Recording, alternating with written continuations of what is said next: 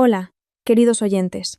Os invito a escuchar la historia de cómo, el día 6 de enero, toda la familia se preparó para ir a una barbacoa. Mi suegra dijo que no había sitio en el coche, y yo, en silencio, volví a entrar para recoger mis cosas e irme, pero cuando todos regresaron de la comida campestre, la verdad que se reveló me dejó paralizada.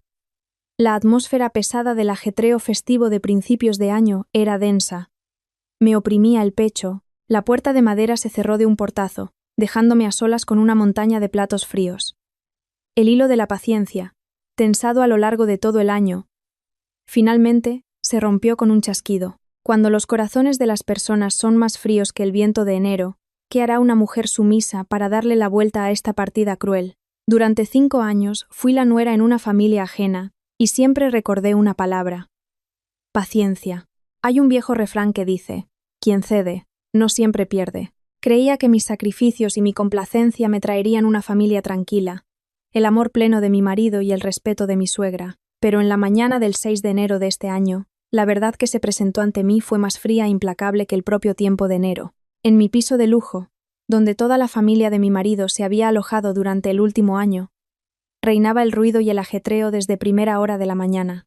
El día era espléndido, y a mi suegra se le ocurrió que fuéramos todos juntos a la sierra a hacer una barbacoa, para cambiar de aires después de varios días de Año Nuevo con los turrones, el bacalao y el pavo. Desde las 5 de la mañana tuve que levantarme y andar atareada en la cocina. Adobé la carne, lavé las verduras, pelé cada cebolla y diente de ajo. Preparé la nevera portátil con hielo para enfriar las bebidas para toda la familia. Todo lo que hacía era impecable, cuidadoso, sin nada que objetar. Mis manos cortaban ágilmente finísimas lonchas de ternera, adobándolas cuidadosamente con especias, en conformidad exacta con los gustos exquisitos de mi suegra y de la familia del hermano menor de mi marido. Hacia las 6:30, toda la familia comenzó a reunirse en el salón. Mi suegra, Dolores Ruiz, vestía una blusa rojo vivo de estilo moderno. En el cuello brillaba un collar de perlas. Era un regalo que le había comprado con mi propio dinero el año pasado, por su cumpleaños. El hermano menor de mi marido, Javier, Marcos, y su joven esposa, Cristina, iban vestidos con ropa de moda. En las manos, Cristina sostenía un bolso de marca que el propio Javier le había regalado con motivo del nacimiento de su hijo. Mi marido, Javier, se había peinado con gomina, se había perfumado con una colonia cara y vestía un chándal de marca. Estaban allí, riendo y conversando en voz alta, discutiendo dónde se harían fotos bonitas y cómo asarían la carne. Nadie siquiera miró hacia la cocina, donde yo, cubierta de sudor, trabajaba sin descanso. Nadie preguntó si ya había terminado los preparativos o si necesitaba ayuda. Llevé la pesada nevera portátil. La dejé junto a la puerta de entrada. Me sequé rápidamente las gotas de sudor de la frente y, sonriendo levemente, le dije a mi suegra: «Mamá, ya he preparado todo. Esperadme 5 minutos. Solo voy a cambiarme de ropa y podemos irnos». Doña Dolores, que se admiraba en el espejo, al oír mis palabras, se volvió bruscamente. Su rostro se ensombreció de repente. Miró por la ventana el coche aparcado en el patio de la urbanización, luego a Marcos y a su mujer, y finalmente, su mirada fría se posó en mí. El coche de Marcos es pequeño, 4 adultos y tantas cosas van muy justos. Elena, es mejor que te quedes en casa hoy. Cuidas del piso. Ya es día 6. Ordena la casa. Friega los platos. Lava toda la ropa de cama y las toallas. Ir tan apretada es un suplicio. Quedé petrificada. La nevera portátil con la comida que acababa de preparar estaba a mis pies, como un testigo silencioso de la futilidad de mis esfuerzos matutinos. Levanté la vista hacia Javier, el hombre con quien compartía la cama, con la esperanza de que dijera una palabra en mi defensa. Al fin y al cabo, ayer, cuando estábamos organizándolo todo, el propio Javier dijo que cabríamos los 5 tranquilamente en un solo coche, y era obvio que todos aquellos preparativos se habían hecho para que yo fuera con ellos. Pero Javier evitó mi mirada, se inclinó para arreglarse un pliegue del pantalón y, chasqueando la lengua, respondió a su madre en un tono despreocupado: «Mamá tiene razón, Elena, quédate en casa. Así es más conveniente. Ir apretada en el jaleo, igual te mareas. Te cansas, pero ordenas el piso. Y luego descansas. Por la noche, cuando volvamos, te compro una pizza». Las palabras de Javier sonaron suaves, sin el menor atisbo de vergüenza. Marcos y su mujer, que estaban al lado, incluso se taparon la boca para esconder unas risitas. Cristina acarició su bolso y añadió con una voz aguda y cortante: «Elenita, cuando estés ordenando, no te olvides de limpiar la vitrina del salón. Ayer, nuestro pequeño la ensució con las manos. En casa se está fresquito. No tengas prisa, hazlo todo con calma». Yo me quedé allí, paralizada. No les importaban en lo más mínimo mis sentimientos. Me trataban como a una empleada gratuita, como a una asistenta que, después de hacer su trabajo de preparación, era apartada para que ellos pudieran disfrutar de la vida libremente. En los últimos 5 años, escenas humillantes y opresivas como esta se habían vuelto triviales. Unas veces tenía que privarme de comida sabrosa para dejársela a mi marido y a su hermano, otras tenía que entregar todo mi sueldo a mi suegra para que ella gestionara los grandes asuntos de la familia, otras tenía que ocultar el hecho de que este piso de lujo era de mi propiedad personal para salvar las apariencias de la familia de mi marido ante los parientes de Salamanca. Pero hoy, al inicio del año nuevo, esta humillación alcanzó el límite de mi paciencia. Extrañamente, no lloré. Mis ojos estaban secos. No grité, no discutí, no proferí una sola palabra de reproche. Mi corazón, que a lo largo de estos años ya había sido corroído por su frialdad e indiferencia, en ese momento se enfrió por completo. Una gota colmó el vaso, cayó sin un gran alboroto, pero fue suficiente para destruir todas las ilusiones de una familia cálida. Yo asentí, mi voz era tan tranquila que hasta yo me sorprendí. «Está bien, pásenlo bien». Mi suegra pareció muy satisfecha con mi obediencia y sumisión. Cogió su bolso con orgullo y salió por la puerta. Javier se llevó la nevera con la comida. Marcos y su mujer los siguieron. La pesada puerta de roble se cerró de un portazo. Sus risas y conversaciones se fueron desvaneciendo en el pasillo. En el enorme piso, me quedé solo yo, en medio de una montaña de platos sucios del desayuno, y con el olor a grasa flotando en el aire. Me acerqué lentamente a la ventana y miré el espacioso patio de la urbanización. El coche de Marcos arrancó despacio, mezclándose en el tráfico poco intenso del día 6 de enero. Se fueron. Me dejaron en mi propia casa, tratándome como a una intrusa, una sirvienta. Apenas sospechaban que, en el momento en que su coche arrancó, decidí poner fin, con mis propias manos, a estos días miserables de paciencia. Me di la vuelta bruscamente y fui a la cocina. No fregué ni un solo plato. Tiré los guantes de goma directamente al cubo de la basura. Los planes de venganza que secretamente había alimentado, las pruebas que meticulosamente había reunido en los últimos 3 años, había llegado la hora de sacarlos a la luz. Respiré hondo. Sentí un poderoso flujo de fuerza vital llenándome el pecho.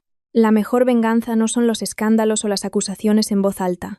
La mejor venganza es privarlos de todo lo que, en sus ilusiones, consideraban suyo, ponerlos en el lugar que merecen y salir con la cabeza bien alta.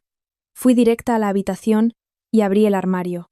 Hoy, ya no sería más la esposa sin voluntad propia y la nuera sumisa. Hoy, volvería a ser yo misma, Elena García, la única hija de Juan García.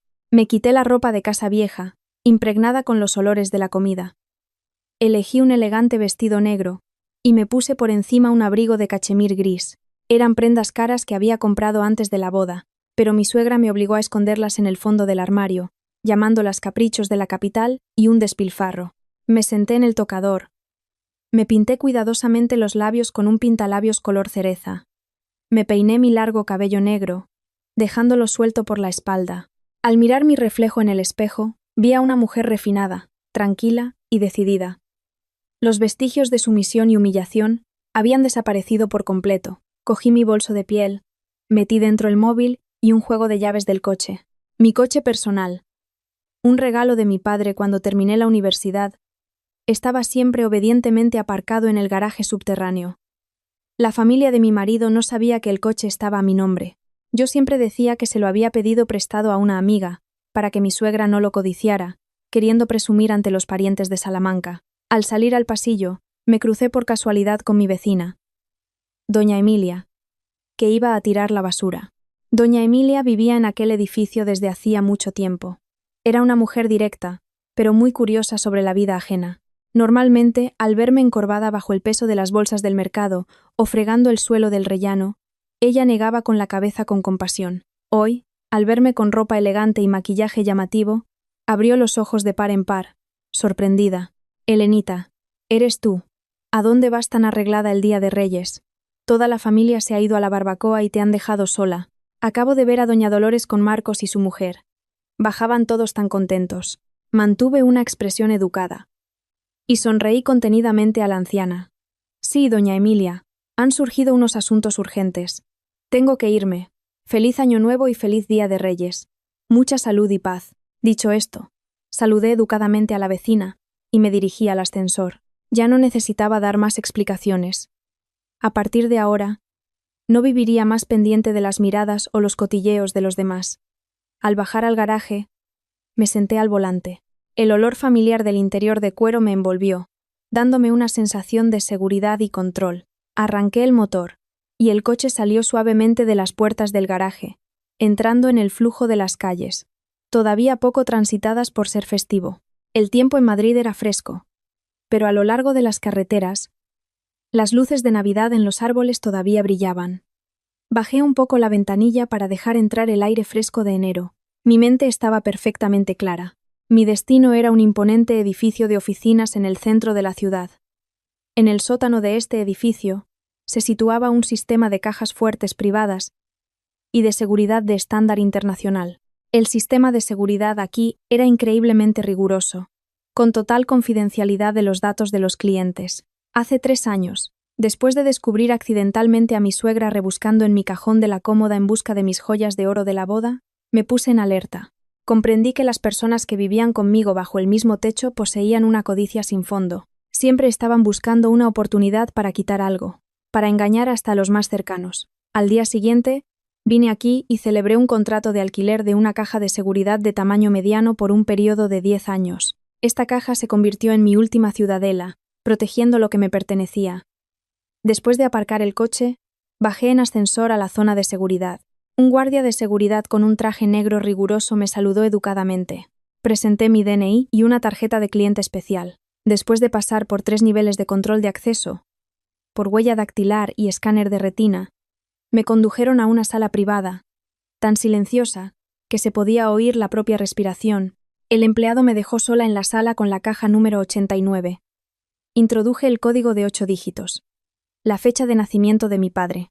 Se oyó un clic seco, y la pesada puerta de acero macizo de la caja se abrió. Dentro estaba todo lo que era más importante en mi vida, cosas cuya existencia la familia de mi marido ni siquiera podía imaginar. Retiré cuidadosamente de la caja una carpeta de cuero marrón con documentos. Poniéndola sobre la mesa, desaté lentamente la cinta. Los papeles, cuidadosamente doblados, aparecieron ante mí. El primero era nuestro certificado de matrimonio, mío y de Javier. El papel que, durante 5 largos años, me encadenó a un infierno en la tierra. A continuación, la escritura de propiedad a nombre de Elena García, confirmando mi derecho legal de propiedad sobre el piso de 3 dormitorios en la urbanización de lujo que la familia de mi marido ocupaba descaradamente. Estaban convencidos de que era una casa alquilada y, todos los meses, me exigían dinero, supuestamente para pagar el alquiler. Pero, en realidad, ese dinero mi suegra se lo embolsaba. Después, saqué fajos de extractos bancarios que había impreso y autenticado previamente en varios bancos diferentes. Era el historial de mis flujos financieros, las cantidades que había ahorrado de mi sueldo y primas, los fondos que había invertido con beneficios incluso antes del matrimonio. Finalmente, cogí un sobre amarillento por el tiempo. Dentro estaba el testamento de mi padre, autenticado por un notario. Mi padre, un hombre que dedicó toda su vida al negocio de la ebanistería de lujo, me dejó toda su fortuna. Era el piso donde vivía, un depósito bancario considerable y, lo más importante, un local comercial en una calle concurrida del centro. La familia de Javier siempre se burlaba de mí, diciendo que era de provincias, que mis padres habían muerto pronto, y por eso, yo, una pobrecita, me había agarrado a mi marido. Si vieran este testamento, ciertamente enloquecerían de codicia. Del fondo de la carpeta saqué mi arma más mortífera, un minúsculo pendrive plateado. En él estaban guardadas las grabaciones de audio que secretamente había hecho a lo largo de mucho tiempo, los insultos y humillaciones de mi suegra, las conversaciones de Javier y Marcos, sobre los planes para desviar mis bienes. Todo estaba grabado de forma clara y nítida. Verifiqué cuidadosamente cada documento, y después guardé todo en mi bolso. Cerré la caja fuerte, y el cierre electrónico confirmó que estaba bien cerrada. Suspirando de alivio, salí de la sala de seguridad. Ahora, todo estaba listo. Estas pruebas irrefutables eran suficientes para destrozar todas las intrigas e hipocresías de su familia. Entré en el coche, abrí el móvil y encontré el contacto guardado como abogado. Era don Miguel Serrano, un abogado de renombre en la ciudad, uno de los mejores especialistas en procesos de divorcio y reparto de bienes. Había concertado una cita con él antes de Año Nuevo, explicándole la extrema urgencia de mi situación. Siendo un profesional dedicado y entendiendo la gravedad, había accedido a tener una breve reunión de emergencia conmigo en su despacho, a pesar de ser festivo. Pulsé el botón de llamada. Apreté el volante con fuerza. Mi mirada estaba firmemente fija en la carretera que tenía delante. Buenos días, don Miguel. Llevo todos los documentos. Podemos empezar. Había llegado la hora de limpiar la basura de mi vida. Pisé el acelerador, y el coche arrancó rápidamente por el asfalto, dejando atrás los años de juventud. Enterrados en la oscuridad, el sol brillante del final de la mañana del 6 de enero entraba por el parabrisas, iluminándome el rostro. La batalla para recuperar mi vida de las manos de personas crueles y codiciosas había comenzado oficialmente. Después de salir del centro de seguridad, conduje por una calle a la sombra de tilos antiguos hasta el despacho del abogado Miguel Serrano. Su despacho se situaba en una calle tranquila. La fachada del edificio era de estilo clásico, elegante y sobrio. Aparqué con cuidado, cogí el bolso, donde ahora se guardaba toda mi vida y mi fortuna, y entré. La secretaria en la recepción me sonrió cálidamente, me saludó con una educada inclinación de cabeza, y me acompañó directamente al gabinete del abogado principal, en el segundo piso. Don Miguel Serrano tendría unos 50 años. Vestía un traje gris impecablemente cortado, y las gafas de montura dorada realzaban su aire inteligente y sereno. Dicen que la primera impresión es la que cuenta. Mirando su postura confiada, le confié plenamente el asunto más importante de mi vida. Al verme, don Miguel Serrano se levantó, y me estrechó la mano con respeto. Buenos días, doña Elena. Por favor, siéntese. ¿Desea un té o agua? Asentí en respuesta. Me senté en la silla frente a él. Gracias. Un vaso de agua será suficiente. Vayamos directos al grano. Mi tiempo ahora es precioso. Don Miguel Serrano, con un gesto, pidió a la secretaria que trajera agua y cerrara bien la puerta. El gabinete quedó inmediatamente silencioso, completamente aislado del ruido de la calle. Abrí el bolso. Saqué cuidadosamente la carpeta marrón y la coloqué sobre la mesa de cristal. Comencé a sacar los documentos uno a uno, disponiéndolos en montones separados. Este es nuestro certificado de matrimonio, mío y de Javier Ruiz. Esta es la escritura de propiedad del piso en la urbanización de lujo, registrada solo a mi nombre, y obtenida antes de mi matrimonio oficial. Y este es el testamento, con el sello del notario, redactado por mi padre, Juan García. Antes de morir, mi padre me dejó todos sus bienes, incluyendo este piso y un local comercial en una calle céntrica. Y finalmente, estos son todos los extractos de mis cuentas de ahorro y de las inversiones realizadas cuando aún no estaba casada. Don Miguel Serrano se calzó cuidadosamente unos guantes de tela blanca y comenzó a examinar atentamente cada documento. Sus cejas se fruncieron ligeramente, pero cuando llegó al testamento, asintió con aprobación, elogiando la previsión de mi difunto padre, que se preocupó por proteger a su hija. Después de terminar con los documentos, levantó la vista hacia mí. Su documentación legal está en perfecto orden. Todos estos bienes son de su propiedad personal, adquiridos antes del matrimonio o recibidos por herencia a su nombre. De acuerdo con la ley, la familia de su marido no tiene ningún derecho sobre estos bienes. No conseguirán quitarle ni un ladrillo de su casa. Sonreí amargamente. Si fueran personas decentes y vivieran como gente, yo no habría tenido que dar este paso. Respiré hondo. Saqué del bolso el minúsculo pendrive plateado y, poniéndolo sobre la mesa, lo empujé en dirección al abogado. Los documentos de la propiedad son solo la mitad de la historia. Don Miguel, por favor, inserte este pen en el ordenador y escuche la grabación. Es lo que conseguí grabar en mi propia casa en los últimos tiempos. El abogado siguió mi petición. Insertó el pen en el portátil y abrió el único archivo de audio. Tras unos segundos de ruido, se oyó la voz estridente y sarcástica de Dolores Ruiz, mi suegra, grabada con una claridad impresionante. Javier, tienes que pensarlo bien. Esa Elena, aunque es una santurrona, su familia tenía dinero. He estado investigando este piso. El precio de mercado ahora es de casi 800.000 euros. Tienes que convencerla. Dile que lo ponga a nombre de los dos. Por una cuestión de responsabilidad compartida. Y su sueldo. Oblígala a dármelo a mí, que yo me encargo de gestionarlo. No se le puede confiar el dinero a una mujer. Se estropea. Acto seguido, se oyó la voz tranquila de Javier, mi marido, en la que se sentía un cálculo escalofriante. Mamá, no te preocupes, ya he pensado en todo. El piso. La convenceré para que lo ponga a nuestro nombre poco a poco. Y los ahorros comunes, con el pretexto de un negocio, los iré sacando despacito. Los transferiré temporalmente a Marcos y Cristina, que inviertan en el negocio, que traiga beneficios. No se pueden poner todos los huevos en la misma cesta. El dinero en nuestras manos, eso sí que es seguro. Elena no entiende nada de finanzas. No se va a enterar. La grabación terminó con las risas satisfechas de madre e hijo. Don Miguel Serrano quitó el sonido. Su rostro se volvió muy serio. Se quitó las gafas. Las limpió con un paño. Y me miró directamente a los ojos. Doña Elena, he llevado cientos de casos de divorcio.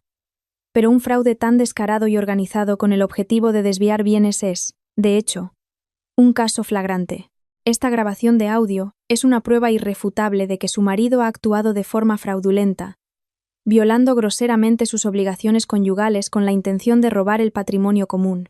Además, la presión constante de su familia y el control financiero son una forma de violencia psicológica. Con toda seguridad, ganará el proceso, obtendrá la mayor parte de los bienes comunes y mantendrá íntegramente su propiedad personal. Me enderecé, con las manos apoyadas en las rodillas. En mi alma reinaba ahora la calma de un lago en otoño. Sin rencor, sin dolor, solo una determinación de acero. Don Miguel, quiero que prepare la demanda de divorcio hoy mismo. Además, le pido que prepare una solicitud al juzgado para el embargo preventivo de todos los bienes comunes registrados a nombre de Javier Ruiz, o a los que él tenga acceso. No quiero que saquen ni un euro más ganado con mi sudor y mi sangre. En cuanto al piso, tengo mi propia manera de expulsarlos de allí legalmente. El abogado asintió con aprobación y cogió inmediatamente un bolígrafo y papel para esbozar el plan de las acciones jurídicas siguientes. Pasamos casi 2 horas verificando todos los detalles y previendo todas las posibles reacciones insensatas de su familia cuando la verdad saliera a la luz. Después de firmar el poder para el abogado, me levanté para despedirme. El sol de la tarde brillaba a través de la ventana, iluminando el bajo de mi abrigo. A partir de ese momento, el certificado de matrimonio ya no era las esposas que me ataban. Se convertiría en la sentencia para la codicia sin fondo de aquellas personas. Al salir del despacho del abogado, sentí el estómago rugir. Al fin y al cabo, aún no había desayunado, habiéndome dedicado directamente a los preparativos. Pero ahora, no tenía cabeza para comer. Al salir del despacho del abogado, me detuve en una cafetería tranquila. Sabía perfectamente que todos los bancos estarían cerrados. Mi plan no requería una visita en persona. Saqué mi portátil y me conecté a la banca online. Durante años, había gestionado las finanzas con meticulosidad y tenía todos los accesos. Primero, revisé el extracto de la cuenta de ahorro conjunta. Y allí estaba, más claro que el agua. Hace 4 meses, una cantidad enorme, exactamente 50.000 euros, fue transferida. El nombre del beneficiario, Cristina Ruiz. Apreté los dientes. Era el momento de actuar. Sin dudar, llamé a la línea de atención prioritaria para clientes premium. Un servicio disponible 24 horas para emergencias. Buenos días, dije con voz firme cuando me atendieron. Soy Elena García. Necesito reportar una actividad sospechosa y bloquear de inmediato todas las tarjetas y el acceso online asociados a mi marido, Javier Ruiz, en nuestra cuenta conjunta. Tengo motivos fundados para creer que está desviando fondos sin mi consentimiento. La operadora, tras una rigurosa verificación de mi identidad, procedió con rapidez. En cuestión de minutos, recibí las notificaciones en mi móvil. Las tarjetas de Javier habían sido canceladas y su acceso a la banca online, revocado.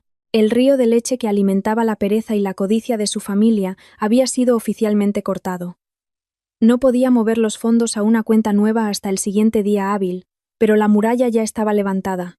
Apenas pasé por la puerta giratoria de cristal, oí una voz femenina, aguda y familiar, procedente de la zona de los cajeros automáticos. ¿Qué demonios le pasa a esta máquina? Javier dijo que el dinero entraba en la cuenta después de comer. ¿Por qué intento sacar? Y siempre dice que la operación no se puede completar. ¡Qué rabia! Me detuve. A 10 metros de mí, junto al cajero, estaban Marcos y Cristina, irritados. Cristina, vestida con un vestido colorido y chillón, con aquel mismo bolso de marca que yo le había comprado al hombro, sostenía una tarjeta bancaria y la golpeaba furiosamente contra la pantalla. Marcos estaba a su lado, fumando un cigarrillo. Olía a cerveza. Aparentemente, de camino a casa desde la barbacoa, se habían detenido aquí para sacar dinero para pagar la cuenta y para unas compras. No sospechaban que la cuenta conjunta había sido congelada por mí media hora antes. Todas las operaciones de retirada de dinero habían sido categóricamente denegadas. Cristina, enfadada, se giró y cruzó la mirada conmigo por casualidad. Su expresión de descontento fue inmediatamente reemplazada por una sonrisa falsa y habitual. Tiró de su marido por la manga, me señaló y corrió en mi dirección. «Oh, Elenita, ¿ya has terminado de limpiar? ¿Y a dónde vas tan arreglada? No puedes estarte en casa. No puedes descansar. Nosotros íbamos a seguir de fiesta. Queríamos sacar algo de dinero, para pagar y comprar unas cosillas más para las fiestas. Pero la tarjeta que nos dio Javier no funciona, no sé por qué. Elenita, ya que estás aquí, transfiérenos ahí unos 500 euros a la cuenta. Y por la noche, cuando volvamos, Javier te lo devuelve todo». Hablaba con fluidez, sin dudar, con un aire de quien mi dinero era el suyo. Marcos también se acercó, escupió y apoyó a su mujer. «Elenita, sácanos del apuro. Hoy es día 6. Un buen día. Cristina quiere comprarse un collar de oro para dar suerte. Mamá ya lo decía. Somos una familia. ¿Para qué contar el dinero? Solo estropea las relaciones». Yo me quedé de brazos cruzados, mirando fríamente sus rostros atrevidos. El olor a barbacoa, impregnado en su ropa, me dio náuseas. La nuera sumisa y buenaza dentro de mí estaba definitivamente muerta. Curvé los labios en una mueca de desprecio. Una familia, dicen. No me suena. Me parece que esta mañana vuestra madre y vosotros dijisteis que el coche iba justo, y me dejasteis en casa limpiando y fregando los platos. Y ahora, que necesitáis dinero para compras, ¿os acordáis de esta nuera? Pues que lo sepáis. Mi dinero no crece en los árboles, para que lo cojáis cuando os apetece. A partir de hoy, ni se os ocurra recibir un céntimo de mí. Tenéis manos y pies, id a trabajar. Dicho esto, no miré ni un segundo más, sus rostros boquiabiertos de asombro, me di la vuelta decididamente y con pasos firmes y orgullosos me dirigí a mi coche.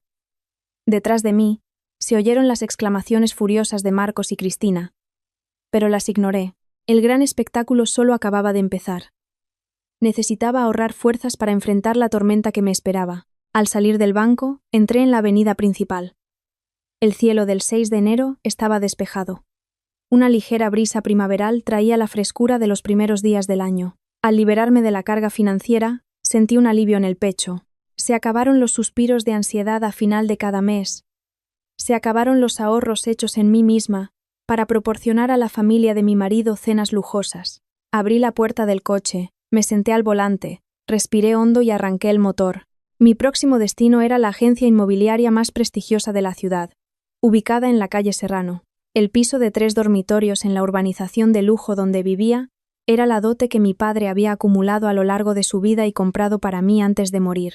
Este lugar, en otro tiempo, estuvo lleno de mis esperanzas de un nido familiar tranquilo y pacífico. Sin embargo, desde que me casé con Javier, su madre, con el pretexto de aburrimiento en provincias, trajo consigo a Madrid también a la familia de Marcos.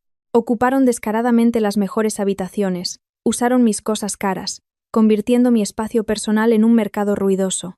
No sabían que el piso estaba a mi nombre y estaban convencidos de que era alquilado, regañándome constantemente. Ahora, decidí deshacerme de todo eso. Una casa, profanada por la codicia y la ingratitud, no valía la pena lamentarla. Aparqué junto a la oficina de la inmobiliaria Bienestar. El director, un joven llamado Antonio, que una vez había ayudado a una amiga mía en la compra de un terreno, corrió inmediatamente a abrirme la puerta. A pesar de los días festivos, los verdaderos hombres de negocios nunca rechazan a los clientes. Entré, me senté en un cómodo sofá y fui directa al grano. Buenas tardes, Antonio. Tengo un piso de lujo en la urbanización residencial Las Lomas que necesito vender con urgencia. Los documentos están en orden. La propietaria soy yo. Sin cargas ni litigios. Quiero venderlo rápidamente, este mes. Mira si tienes clientes con pago al contado. Antonio se apresuró a preparar un té caliente y me sirvió una taza. En sus ojos se leía una alegría evidente. Los pisos en Las Lomas siempre habían sido muy solicitados, ubicados en una zona de prestigio y el sueño de muchas familias jóvenes. Doña Elena, no se preocupe, tengo muchos interesados para esa zona. ¿Tiene los documentos consigo? Déjeme echar un vistazo para tasar y preparar inmediatamente el anuncio con fotografías. Abrí el bolso, saqué la escritura de propiedad y la puse sobre la mesa. Antonio hojeó atentamente las páginas, anotando la superficie, la planta y la orientación de las ventanas. Expuse claramente mis condiciones. Lo vendo con todos los muebles empotrados y electrodomésticos. El comprador solo necesitará traer las maletas. Propuse un precio ligeramente por debajo del mercado para acelerar el negocio. Antonio asintió con un gesto. Redactó inmediatamente un contrato de intermediación y acordó que a la mañana siguiente enviaría un fotógrafo para hacer las fotos para el anuncio. Tan pronto como firmé el contrato, el móvil sonó en mi bolso. En la pantalla apareció el nombre de Víctor Ramos, el administrador de nuestra urbanización. Víctor era un hombre meticuloso, responsable y conocía bien a todos los vecinos. Pedí disculpas a Antonio y me aparté a un rincón para atender. La voz de Víctor al teléfono estaba agitada. Elena. Soy Víctor. ¿No estás en casa? Aquí en el vestíbulo está tu marido, Javier, con su madre, y otros 5 o 6 parientes de provincias, con un montón de trastos. Están exigiendo que seguridad les abra la puerta. Javier dice que Elena ha salido con las llaves, y pide que la administración de la comunidad les abra con la llave de repuesto, para que los parientes puedan entrar y descansar. Por favor, confirma la información para que seguridad sepa qué hacer. Sonreí irónicamente. Su descaro no tenía límites. Primero, me excluyeron del viaje con el pretexto de falta de espacio. Y ahora además traían a toda su parentela a mi casa, para presumir y vivir a mi costa. Me aclaré la garganta y respondí a Víctor con un tono muy serio y claro. Víctor, escúchame con atención. Este piso es de mi propiedad personal, registrado únicamente a mi nombre. Estoy en proceso de divorcio con Javier Ruiz. A partir de este momento, exijo que la administración de la comunidad prohíba completamente la entrada al edificio a Javier Ruiz, a su madre y a todos sus parientes. Ninguno de ellos debe entrar en el vestíbulo, y mucho menos en mi planta. Si alguien intenta entrar por la fuerza, por favor, llama a la policía, por allanamiento de morada. Víctor se quedó en silencio por un segundo, aturdido por las noticias. Pero siendo un administrador experimentado, comprendió inmediatamente la gravedad de la situación. Entendido. Elena, usted es la propietaria legal, y seguiremos rigurosamente sus instrucciones. Bajaré personalmente al vestíbulo e instruiré a seguridad para que no dejen al grupo de su marido pasar por los tornos. Puede ocuparse de sus asuntos con tranquilidad. Le di las gracias y colgué. Volviendo a la mesa, me disculpé con Antonio y me despedí. La venta del piso estaba resuelta, pero para total seguridad y para prevenir sus acciones desesperadas, necesitaba una nueva cerradura. Abrí la lista de contactos y llamé al señor Manuel, un cerrajero antiguo y de confianza. Quedé en encontrarme con él exactamente a las 15 horas junto a mi piso para sustituir todo el sistema de cerraduras de la puerta de entrada. Desde la cerradura electrónica con huella dactilar hasta la mecánica de reserva, exigí que todo fuera reemplazado por el sistema anti-bumping más fiable. A las 15 horas ya estaba en el pasillo del 15º piso. El señor Manuel con su caja de herramientas ya me esperaba. Al verme, sonrió. Me saludó y se puso rápidamente a trabajar. Se oyó el sonido del taladro, el chirrido del metal. Me quedé apoyada en la pared, de brazos cruzados, observando mi robusta puerta de roble ser revestida con una nueva armadura. Cada tornillo fue apretado. Mis huellas dactilares fueron cuidadosamente insertadas en la memoria del nuevo sistema. En menos de una hora, el trabajo estaba concluido. El señor Manuel me entregó 5 llaves mecánicas nuevas y brillantes, y me explicó detalladamente cómo usar el mando electrónico. Le pagué generosamente. Lo acompañé hasta el ascensor y volví a mi puerta. Acerqué el dedo índice al panel táctil. Se oyó una suave señal sonora, y el pestillo se recogió automáticamente. Empujé la puerta, entré y la cerré. Ahora, mi casa era mi fortaleza inexpugnable. Aquellos que, fuera, se engañaban con su poder imaginario, pronto recibirían un jarro de agua fría. Después de ocuparme de los asuntos de la casa, miré la hora en el móvil. Eran las 4:30 de la tarde. A estas alturas, su elegante picnic con barbacoa debería estar llegando a su fin. Decidí ir a buscarlos. Quería ver con mis propios ojos el aspecto miserable de aquellos que estaban acostumbrados a vivir del dinero ajeno, y ahora se veían privados de su... Conocía bien el lugar al que solían ir. Era un asador junto a un lago pintoresco, en la sierra de la ciudad. Las carreteras, al final de la tarde del 6 de enero, volvieron a estar concurridas. El flujo de coches corría de un lado a otro, guardando los vestigios del ajetreo festivo. Giré lentamente hacia la carretera bordeada de acacias que llevaba al restaurante. Elegí un lugar discreto para aparcar, debajo de un plátano frondoso en el lado opuesto de la carretera, justo enfrente de la entrada del restaurante. Desde este ángulo, podía ver perfectamente todo lo que pasaba en la entrada. Bajé la ventanilla a medias, inhalando el olor a carbón de leña y carne grasa a la parrilla mezclado con el viento, que venía de las chimeneas del restaurante. Alrededor, se oían bocinas de coches y música alta de los establecimientos vecinos. Cogí el móvil, encendí la grabadora, lo dejé en el salpicadero y me quedé observando atentamente las puertas brillantemente iluminadas del restaurante. No tuve que esperar mucho. Unos 15 minutos después, la puerta de cristal transparente del restaurante se abrió con fuerza. El primero en salir fue Javier. Su rostro estaba pálido, la frente estaba cubierta de sudor. Detrás de él venía su madre, Dolores, con un aire descontento e irritado, refunfuñando algo para sí misma. Los últimos en salir fueron Marcos y Cristina, ya sin la arrogancia y la alegría matutinas. Ahora parecían globos deshinchados.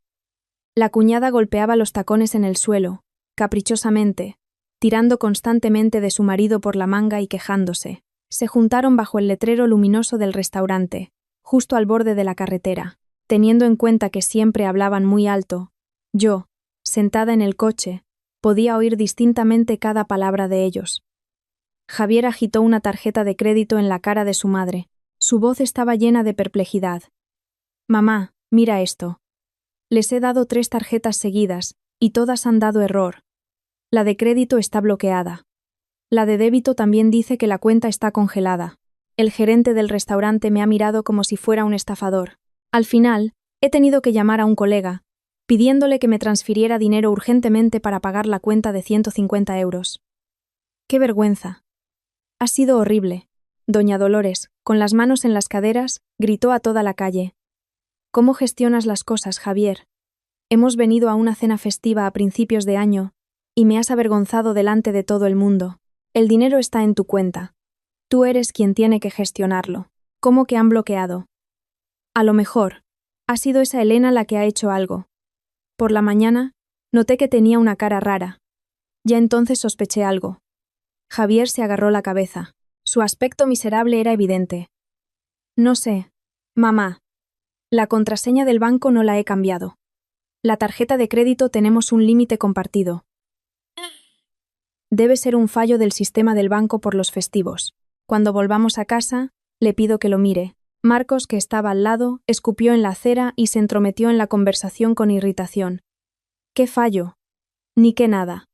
Mejor vigila a tu mujer. La tarjeta que le diste a mi mujer durante el día, el cajero también la bloqueó. Si le confías todo el dinero a tu mujer, vas a acabar en la calle. Los 50.000 euros que nos diste, Cristina ya los ha usado como señal para el pedido de mercancía para nuestra tienda. ¿De dónde vamos a sacar dinero ahora para ayudarte? Apenas Marcos pronunció estas palabras. Doña Dolores palideció y le dio un puñetazo fuerte en el hombro a su hijo menor, siseando en una voz baja pero asustada. Marcos, habla más bajo. Si Elena se entera de estos 50.000, va a montar un escándalo tal que lo echa todo a perder. Le dije a Javier que los sacara en secreto y os los diera para el negocio. Si se hubieran quedado en la cuenta conjunta bajo el control de Elena, nunca nos habríamos levantado. Y tú aquí, gritando a toda la calle.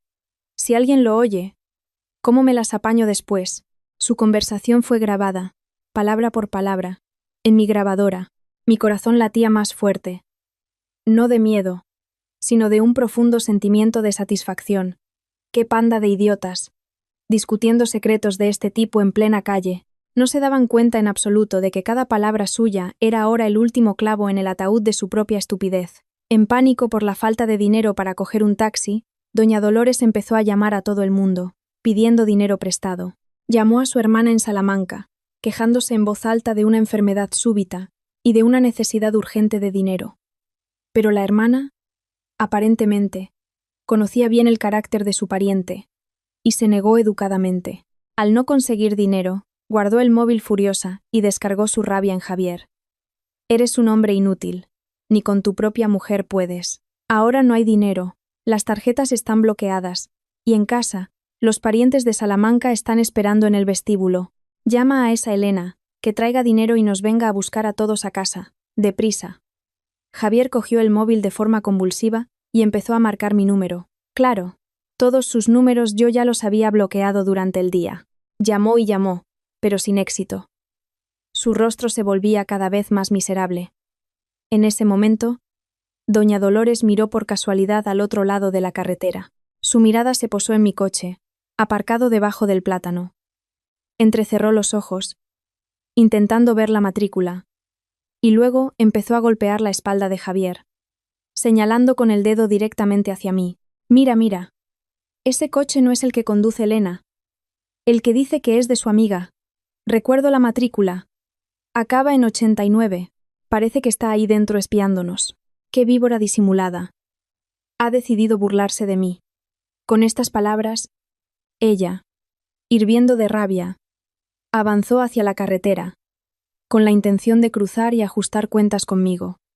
Se arremangó. Su rostro era feroz, como si quisiera despedazarme. Marcos, su mujer y Javier también miraron sorprendidos en mi dirección. Sonreí fríamente. Todas las pruebas que necesitaba estaban guardadas a buen recaudo en el móvil. No tenía motivos para enzarzarme en un altercado con aquellas personas maleducadas en la calle. Apagué tranquilamente la grabadora y guardé el archivo.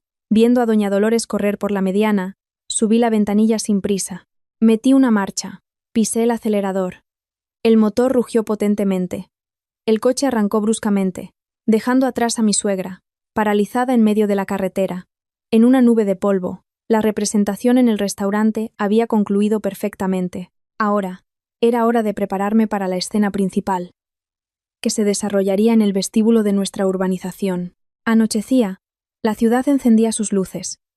Las calles ruidosas del día dieron paso a la luz brillante de los letreros publicitarios y a las farolas amarillas. Mi coche entró suavemente por las puertas principales de la urbanización residencial Las Lomas. La brisa nocturna de enero, al pasar por las zonas verdes a lo largo de la carretera interna, traía consigo una leve frescura. A diferencia de la sensación pesada y opresiva que sentía siempre que volvía del trabajo a la familia de mi marido, ahora me sentía ligera y tranquila. Todo estaba encajando. Aparqué con cuidado. Verifiqué una vez más el bolso con todos los documentos legales y entré tranquilamente en el ascensor para subir al vestíbulo de la planta baja.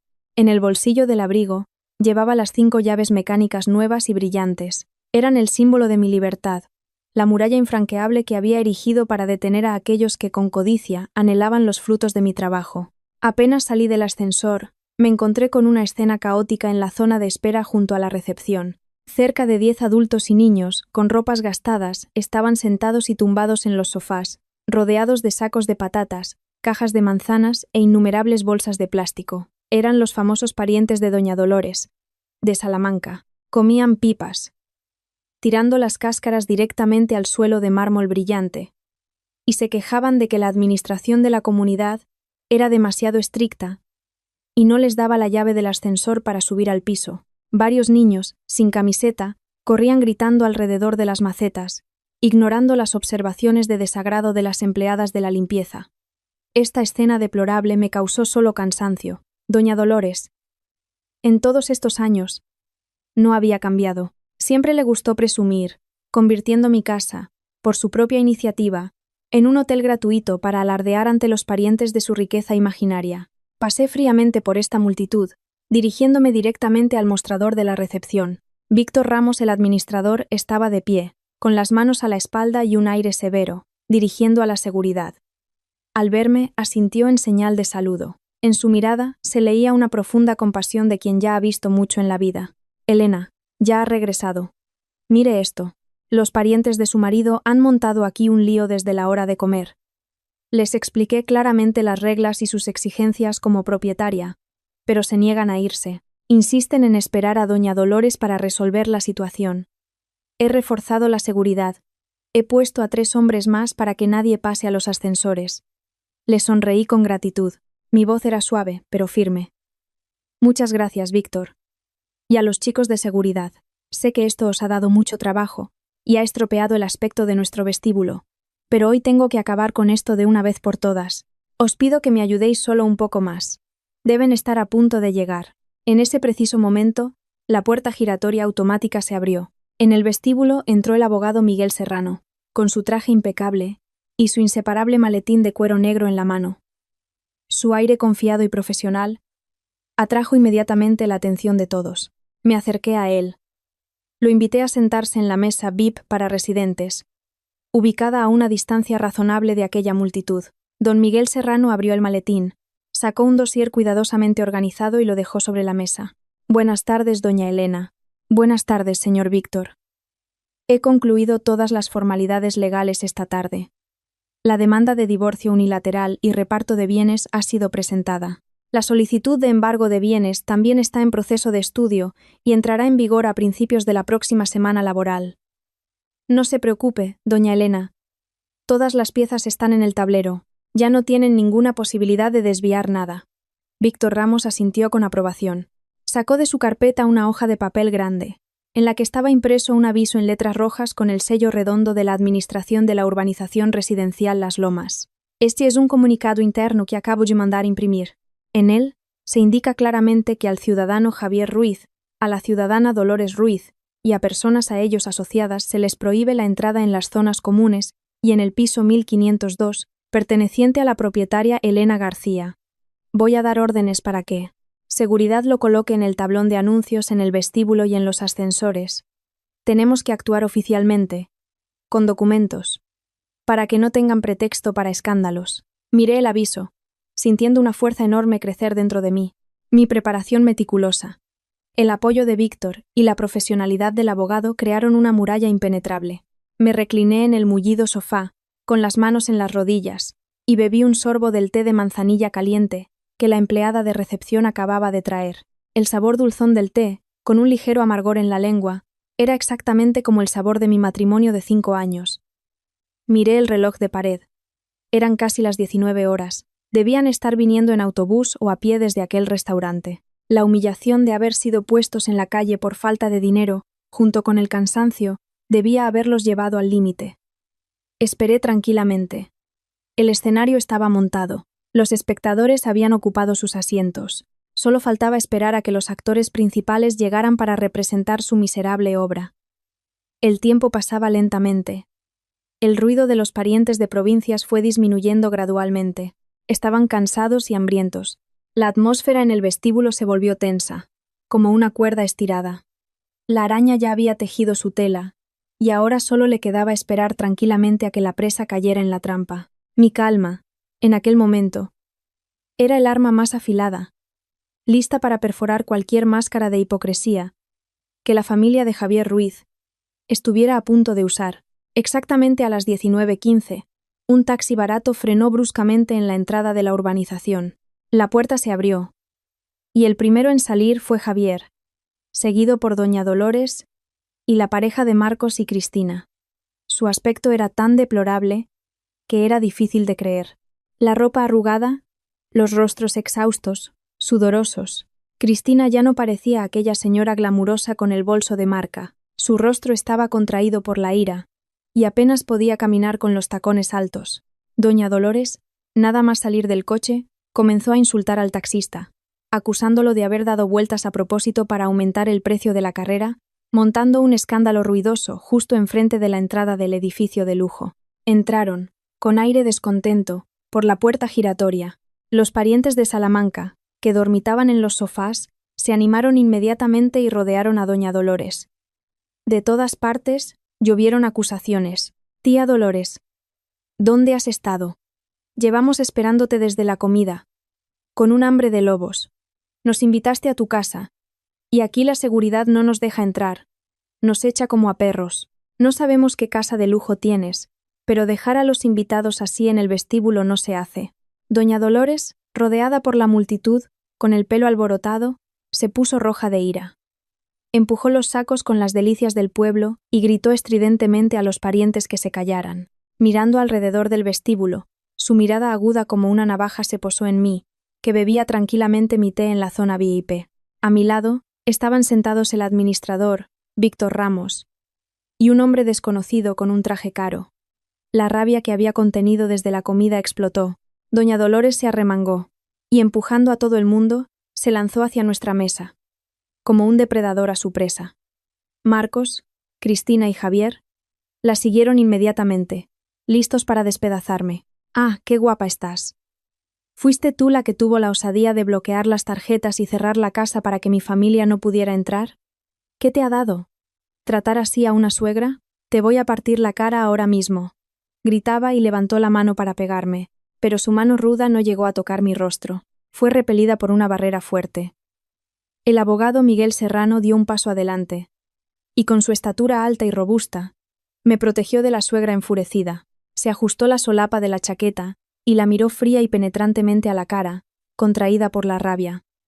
«Señora, le ruego que mantenga la distancia y modere su lenguaje. Las amenazas, las ofensas al honor y a la dignidad, así como el intento de agresión física en un lugar público, pueden llevarla al banquillo de los acusados.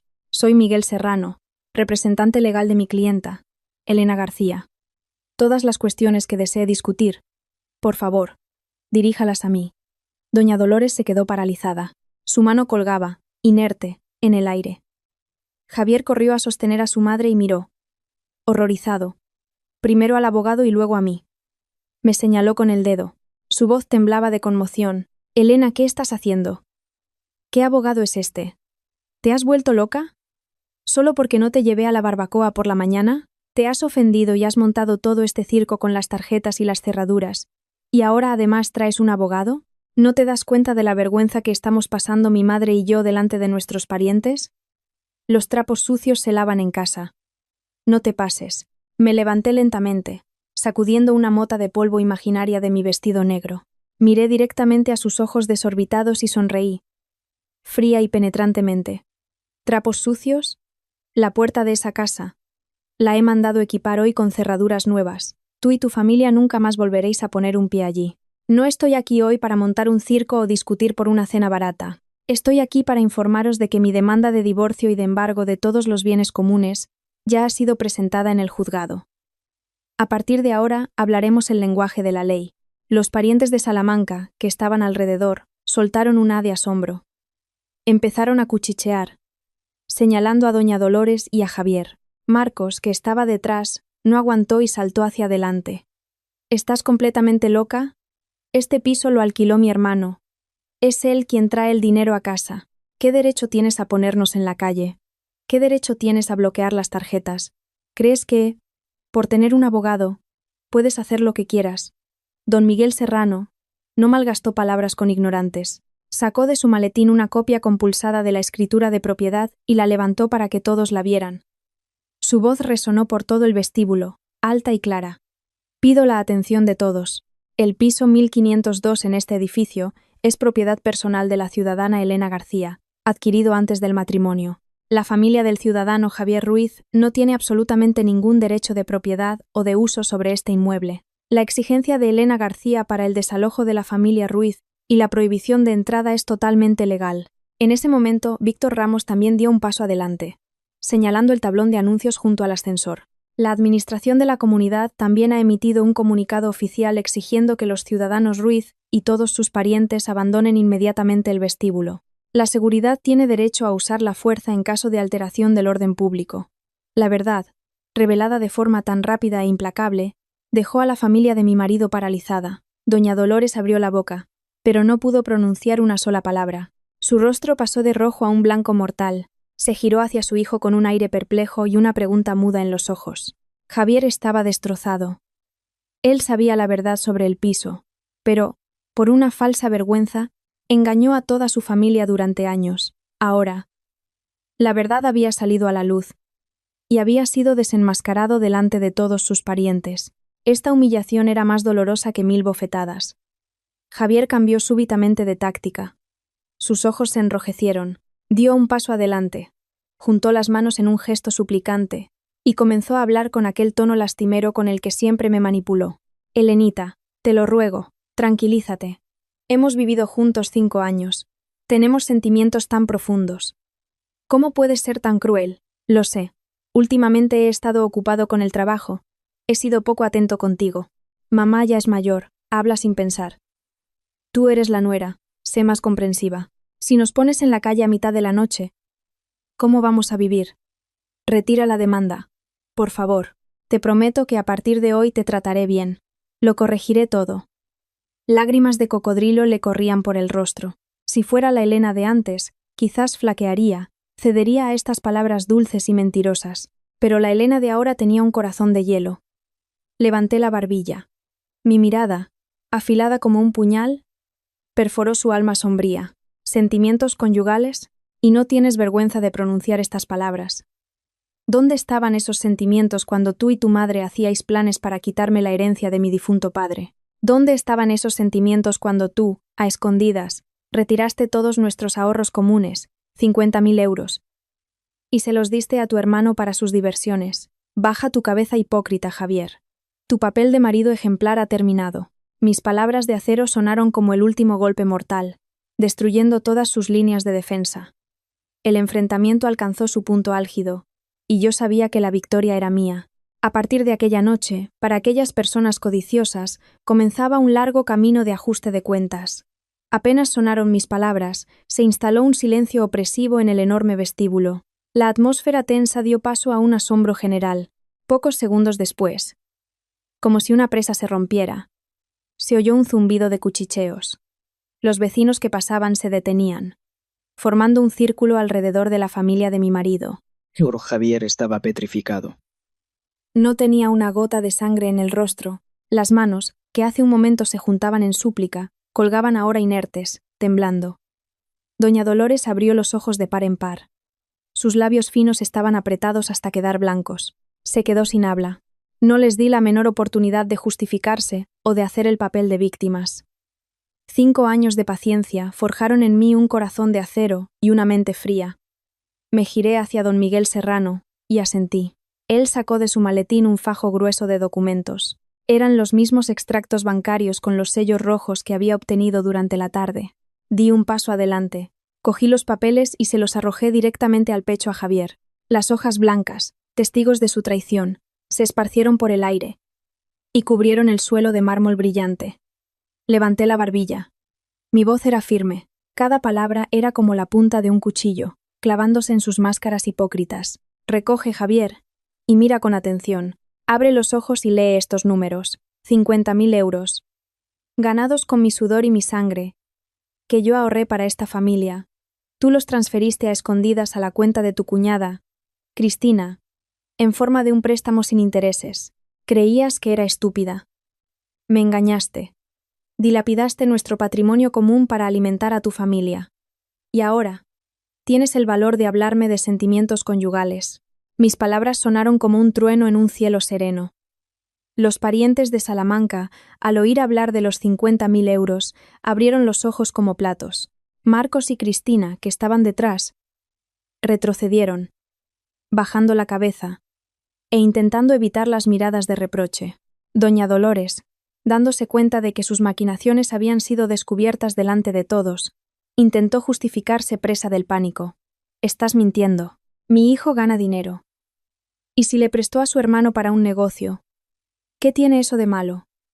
Tú eres la mujer y le cuentas cada céntimo a la familia del marido. No era ingrata. Me reí. Mi risa amarga resonó por el vestíbulo. Incluso en aquella situación, intentaba tergiversar la verdad. No discutí. Saqué del bolso el pendrive plateado y se lo entregué a don Miguel Serrano. Él lo conectó inmediatamente a su tablet y puso el sonido al máximo. La voz estridente y sarcástica de doña Dolores y el tono tranquilo y calculador de Javier llenaron todo el espacio. Cada palabra sobre sus planes para obligarme a poner el piso a nombre de ellos, para retirar en secreto los ahorros comunes para Marcos y Cristina, y todo su desprecio por mí. Apenas terminó la grabación, estalló una verdadera tormenta de indignación. La verdad desnuda y cruda expuso toda la codicia, crueldad e inmoralidad de la familia de mi marido.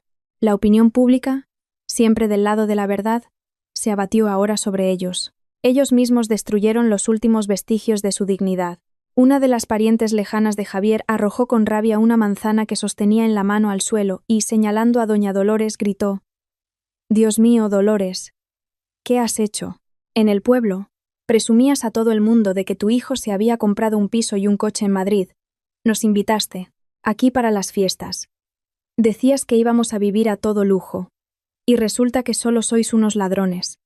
Vivís en casa de la nuera y tramáis cómo quitarle sus bienes. En la familia Ruiz nunca ha habido gente tan sinvergüenza como tú y tu hijo. ¡Qué vergüenza!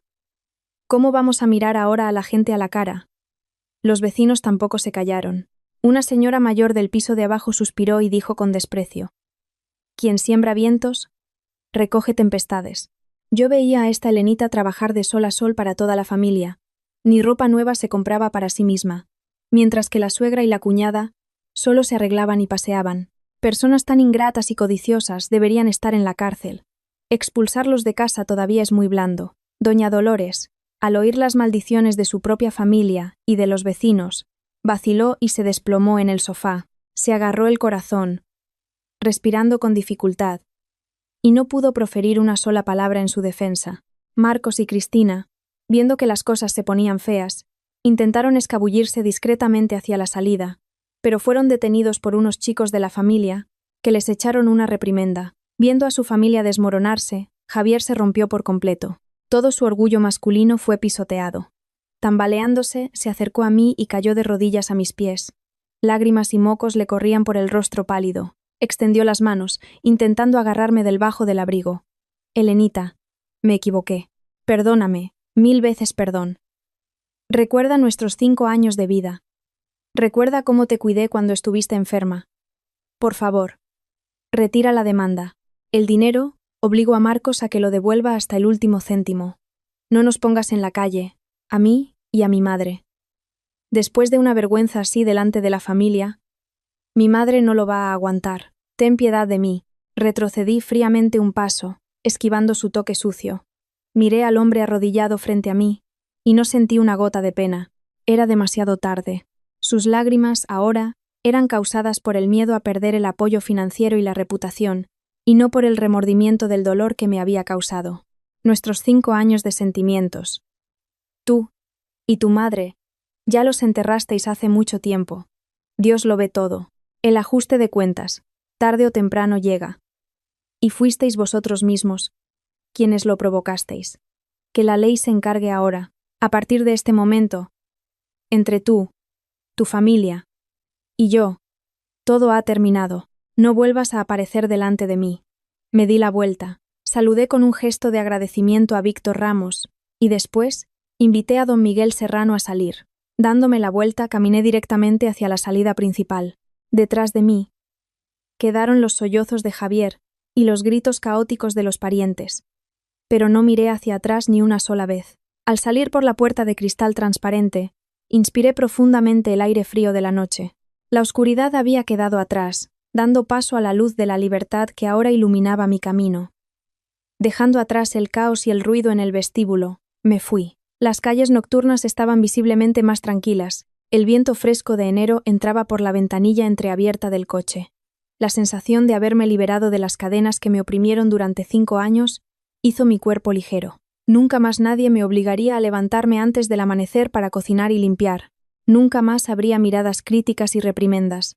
Nunca más tendría que ahorrar cada céntimo en el mercado para complacer a personas insaciables. A partir de ahora, viviría solo para mí. No me dirigí a un lugar desconocido. Giré hacia una calle antigua en el corazón de la ciudad. A diferencia de los barrios nuevos y ruidosos, aquí reinaba una atmósfera de calma y serenidad. Aparqué junto a una tienda de fachada ancha, sobre la cual colgaba un letrero de madera con una inscripción elegante. Ebanistería Almeida. Era el negocio de la vida de mi padre, el lugar que guardaba los recuerdos más cálidos de mi infancia. Ahora, la tienda la gestionaba el tío Andrés, un viejo maestro ebanista y hermano de corazón de mi padre. A esta hora, la tienda ya estaba cerrada, pero yo sabía que el tío Andrés pasaba muchas noches en el desván de la trastienda para vigilar la mercancía. Me acerqué y golpeé suavemente la persiana metálica. Un momento después, se oyó un chirrido, y la puerta se entreabrió.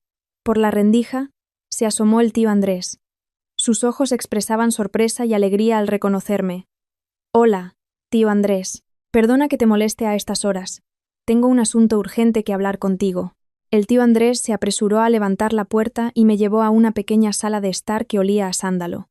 Me sirvió una taza de té verde caliente y me preguntó, preocupado: «¿Qué ha pasado, hija? ¿Por qué has venido a mitad de la noche? Habla con calma. Siempre estoy dispuesto a ayudar. Después de la muerte de tu padre, te considero mi hija».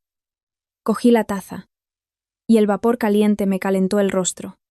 Le conté lentamente todo lo que había pasado aquel día, la decisión de divorciarme, y cómo la familia de mi marido había sido desenmascarada en el vestíbulo de la urbanización.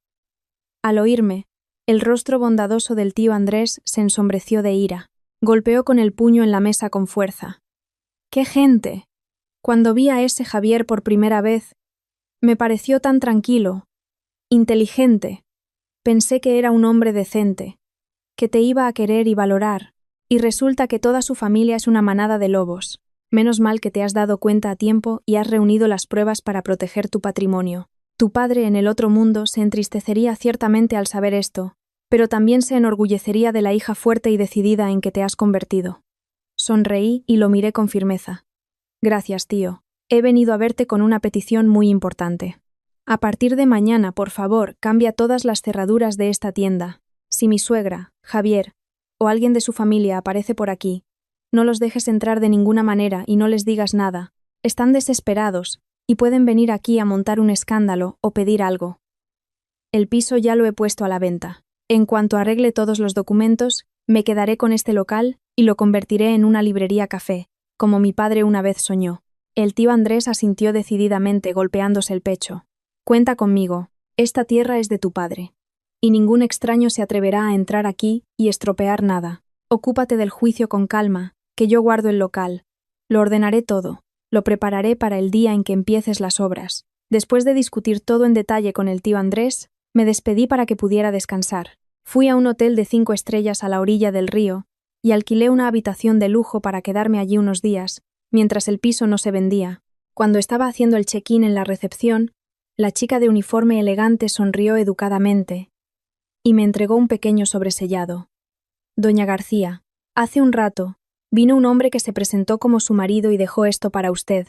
Dijo que no conseguía contactarla y pidió que se lo entregáramos personalmente. Parecía muy cansado y abatido. Esperó mucho tiempo en el vestíbulo antes de irse. Fruncí el ceño y cogí el sobre. No hacía falta adivinar para darse cuenta de que Javier, con sus últimos cuartos, me había seguido hasta el hotel. Su terquedad y cobardía lo hacían siempre aferrarse a la última, aunque fuera la más tenue, esperanza. Agradecí a la chica, cogí mi equipaje y subí a la habitación. La habitación del hotel era espaciosa, con una decoración lujosa en tonos cálidos. Tiré el bolso al sofá, me senté y rasgué fríamente el sobre. Dentro había una caja de terciopelo roja, gastada, y una carta, escrita a toda prisa en una hoja de cuaderno. Abrí la caja. Dentro había un anillo de plata barato, de diseño anticuado. Era el anillo que Javier me había regalado en nuestro primer aniversario de noviazgo, cuando todavía estábamos en la universidad. En aquel entonces me cogió la mano y juró que, aunque el anillo fuera barato, contenía el amor más sincero y puro, y que se esforzaría toda la vida para que no me faltara de nada. Sonreí irónicamente y cogí la carta. Las líneas torcidas estaban llenas de lamentos y súplicas. Javier me pedía que recordara el pasado, culpaba a su madre de todo, juraba cambiar, cortar relaciones con la familia de Marcos y dedicarse enteramente a mí. Usó una vieja reliquia para despertar la lástima, intentando manipular a la mujer que, en su opinión, todavía lo amaba. Pero se equivocó. El amor sincero es incompatible con la codicia, no vive en cálculos mezquinos. El anillo de plata, antaño símbolo del amor juvenil, se había convertido ahora solo en la personificación de la ruindad y la falsedad. Me levanté lentamente, cogí el anillo y la carta. Me acerqué a la papelera junto al tocador y sin dudar un segundo abrí la mano. El anillo y la carta cayeron al fondo, cortando para siempre todas las conexiones con un pasado mentiroso. Fui al baño y me sumergí en el agua caliente, con unas gotas de aceite de lavanda relajante. La suciedad, el cansancio y la energía negativa de aquel día fueron arrastrados por el agua. Al salir del baño, me puse un albornoz de seda suave, me sequé mi largo cabello y me tumbé en la cama mullida, que olía a ropa limpia. Fuera, las luces de las farolas centelleaban en la superficie lisa del río. Cerré los ojos, y una leve sonrisa de alivio apareció en mis labios. Fue el sueño más tranquilo y profundo de los últimos 5 largos años. El pasado humillante había sido encerrado y desechado. Mañana, al despertar, respiraría el aire de la libertad, lista para encontrar una nueva vida, brillante y orgullosa, que me esperaba. El sol brillante de la mañana del 7 de enero entraba por las finas cortinas, despertándome suavemente de un sueño profundo. Hacía mucho tiempo que no dormía tan profundamente, sin pesadillas, sin sobresaltos con los ronquidos de Javier, o la tos nocturna de mi suegra pidiendo agua. Me desperecé, inhalando profundamente el aroma a hierba de limón que flotaba en la lujosa habitación del hotel. La sensación de ligereza y energía llenó mi cuerpo, como a los 19 años, antes de caer en el círculo vicioso de mi matrimonio infeliz. Me levanté sin prisa, me arreglé y me puse un elegante vestido de seda beige. Al bajar al restaurante del hotel para el desayuno, elegí una mesa junto a la ventana con vistas al río tranquilo. Mientras bebía un café solo caliente, leía las noticias de la mañana en el móvil. Al abrir el feed de noticias de un portal de la ciudad, vi inmediatamente un vídeo viral con un titular llamativo. Familia provoca altercados en el vestíbulo de una urbanización de lujo. A mitad de la noche, agrede a la seguridad y se resiste a la policía. Bebí un sorbo de café y pulsé tranquilamente el play. En el vídeo, grabado por uno de los vecinos, mi suegra, Dolores Ruiz, con el pelo alborotado, gritaba histéricamente y rodaba por el suelo frente a la portería de la urbanización residencial Las Lomas. Insultaba a la administración de la comunidad con los peores nombres y arañaba a un joven guardia de seguridad. El hermano menor de Javier, Marcos, con el rostro rojo de alcohol, intentaba arrojar una silla de plástico contra el mostrador de la recepción. Javier intentaba, angustiado, calmarlos, pero sin éxito. Los parientes de Salamanca, en pánico, agarraban sus cosas y huían. Al final del vídeo, con las sirenas sonando, llegaron 2 coches de policía. Los agentes inmovilizaron rápidamente a doña Dolores y a Marcos, y se llevaron a todos los implicados a la comisaría por alteración del orden público durante la noche. El ajuste de cuentas llegó sorprendentemente rápido. Apenas la noche anterior, estaban llenos de arrogancia, creyéndose con derecho a decidir el destino de los demás, sin respetar la ley y la dignidad humana. Y ahora, tuvieron que pasar la noche de Reyes en la comisaría. Esta vergüenza, sin duda, les quedará para el resto de su vida. Apagué el móvil. Mi alma estaba tranquila como la superficie del río. No sentí regocijo ni pena por ellos. Para mí, eran ahora solo extraños que pagaban por su codicia y crueldad. Después del desayuno, fui directa a la sede del banco.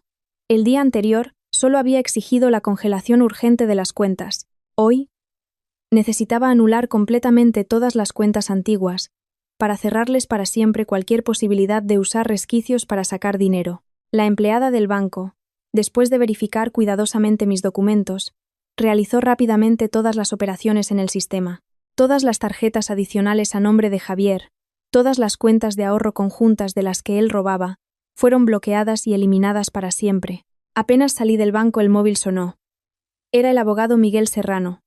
Su voz, hoy, sonaba enérgica y confiada. «Buenos días, doña Elena». La llamó para darle 2 noticias importantes. Primero, la solicitud de embargo de bienes que presenté ayer fue aceptada y aprobada de urgencia por el juzgado esta mañana. Javier Ruiz ya no podrá desviar ningún activo. En segundo lugar, y esto es lo más importante, los detectives privados que contraté han reunido pruebas, fotografías y extractos de cuentas, que confirman que Javier Ruiz mantuvo en secreto, durante casi 2 años, a una joven amante en un piso alquilado en la zona sur. Todos los gastos de alquiler y la compra de artículos de lujo para ella se pagaban con su tarjeta de nómina. Mientras tanto, A usted, le decía que la empresa estaba teniendo pérdidas, para esquivar su contribución al presupuesto familiar. Me quedé paralizada, apretando el móvil con fuerza. Mantuvo a una amante. Al final, la bajeza de aquel hombre no se limitaba a obedecer a su madre y a robar dinero a su mujer para su hermano. También me traicionaba descaradamente. Todos aquellos 2 años en los que supuestamente iba en viajes de negocios, cuando, con el pretexto de cansancio, rechazaba la intimidad, todo ese tiempo, gastaba sus fuerzas y dinero en otra mujer. El asco me subió a la garganta, pero mi mente fuerte lo reprimió inmediatamente. Esta prueba era el golpe final perfecto. Respiré hondo, y respondí al abogado con un tono perfectamente tranquilo. Gracias, don Miguel. Por favor, prepare este caso meticulosamente. La infidelidad conyugal y el uso de fondos comunes para mantener a una amante son una violación gravísima del Código Civil. Quiero que devuelva cada euro gastado indebidamente. Nos encontraremos en el juzgado como vencedores indiscutibles. Al colgar, apenas tuve tiempo de llegar al aparcamiento cuando me volvieron a llamar. Era Antonio, de la inmobiliaria. Su voz vibraba de alegría. Doña Elena, feliz Año Nuevo y Día de Reyes. Ya ha aparecido un comprador para su piso. Ha dado una señal. Estamos solo a la espera de su decisión sobre la fecha de la firma del contrato de arras y de la escritura. Es una pareja que acaba de regresar del extranjero. Les ha gustado mucho la ubicación y el diseño del piso. Están dispuestos a comprar por su precio, con pago al 100% al contado, sin hipoteca. Lo principal es que usted formalice el negocio esta semana. Venga a la oficina a firmar el contrato de arras. Las buenas noticias se sucedían, y mi humor se disparó. Fui inmediatamente a la agencia.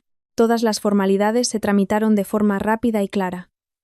Con un cheque de señal de 50.000 euros en la mano, me di cuenta de que había roto definitivamente con un lugar lleno de recuerdos dolorosos. Al recibir el dinero, no lo dudé. Le pedí a Antonio que me encontrara otro piso.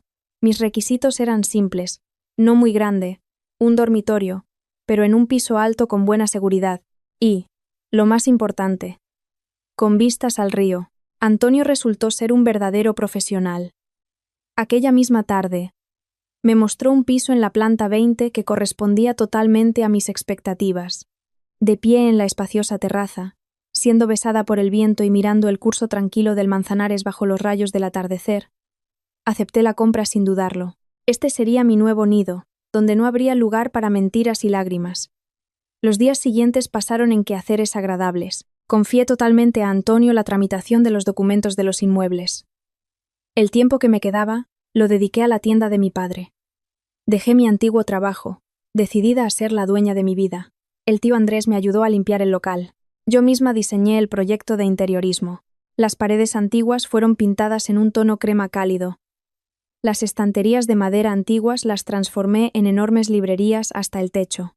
Encargué muebles de madera sencillos, plantas verdes en macetas e iluminación cálida. Abriría una librería café, donde las personas que aman el silencio pudieran beber una taza de té aromático, leer un buen libro y descansar del ajetreo.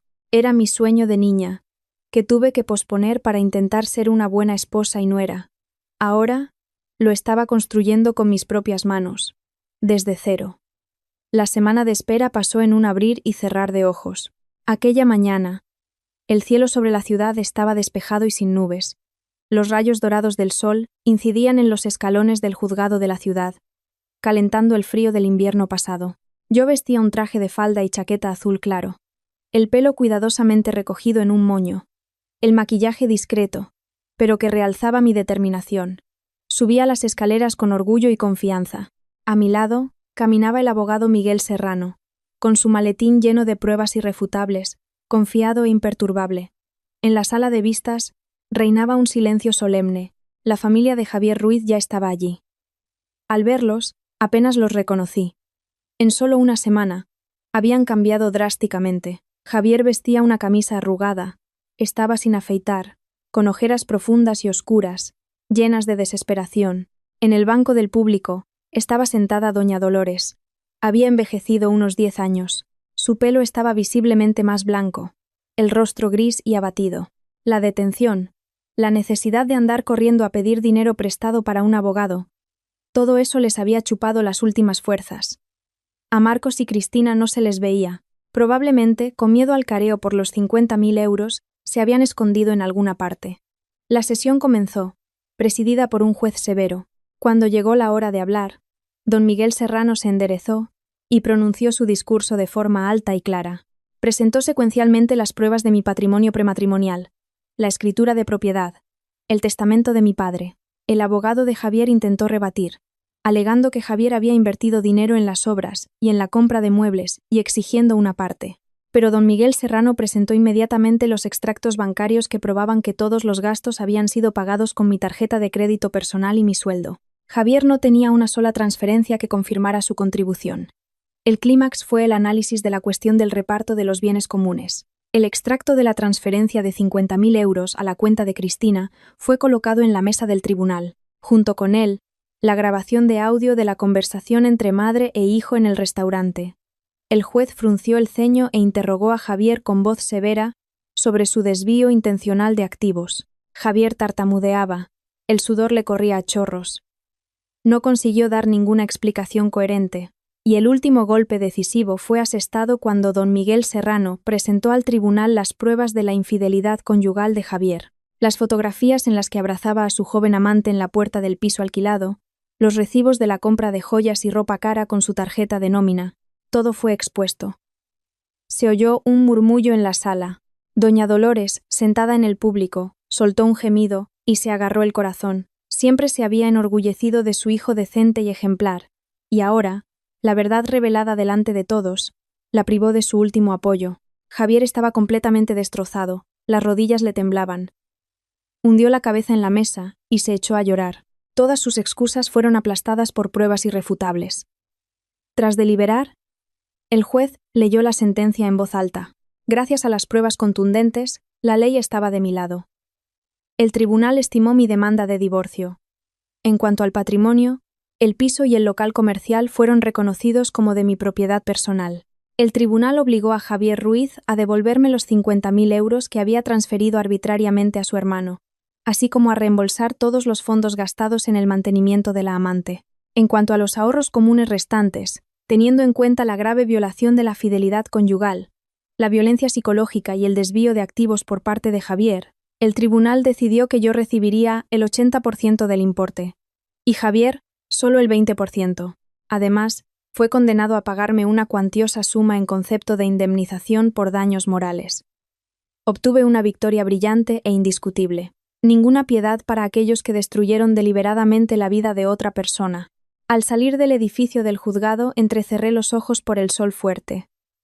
El aire libre y puro me llenó los pulmones. Don Miguel Serrano me felicitó y se fue. Me detuve en los escalones, observando el movimiento animado. De repente, oí pasos apresurados detrás de mí. Me giré. Corriendo en mi dirección, tropezando, venía Javier. Sus ojos estaban rojos e hinchados, los hombros caídos. Parecía miserable. Se detuvo a 2 pasos de mí. Sus labios temblaban en un último intento de remediar algo. «Elena, lo he perdido todo. No tengo dónde vivir. No tengo dinero. En el trabajo. Se han enterado del escándalo. Y quieren despedirme. A mi madre acaban de llevársela al hospital con una crisis de hipertensión. Te lo suplico. En memoria del pasado. Perdóname al menos la indemnización. Estoy al límite». Miré directamente a los ojos desesperados del hombre que una vez fue mi marido. Su cobardía era repugnante. Incluso en el último momento, solo podía implorar piedad, en lugar de aceptar valientemente las consecuencias de sus actos. Negué con la cabeza. Mi rostro estaba frío como el hielo. La sentencia ha sido dictada. Es mi dinero, ganado con sudor y sangre, y no cederé un céntimo. Este camino, tú y tu madre lo elegisteis. Cuando planeabais explotarme y robar la herencia de mi padre, ¿pensasteis que yo podría estar al límite? Paga tus cuentas, Javier. Que te vaya bien y te aconsejo que no le arruines la vida a ninguna otra mujer.